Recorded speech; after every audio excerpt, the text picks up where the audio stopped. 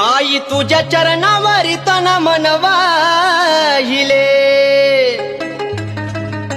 सर्व काही आई तुझ्यामध्ये पाहिले. मग या काढून मन मोहिले, या काढून मन मोहिले.